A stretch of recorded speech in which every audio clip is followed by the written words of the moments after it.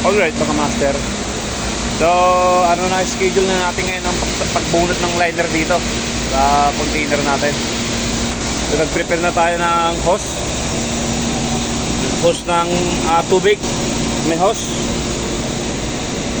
Ito, gagamitin natin siya. Okay. So gagamit tayo dito yung female adapter. Lalagay natin siya dito sa inya. Dito ika-clamp natin. Ngayon yung kabila naman nilagyan ko na ng aluminum lang yon na tubular para tapon na dito. Hindi naman maraming tubig yan. So check natin yung temperature. So 520 yung ano natin, 519 na. Heat up na tayo ng 520. Ayan. So ngayon ay September 10, alas 3 ng madaling araw dito sa Saudi Riyadh.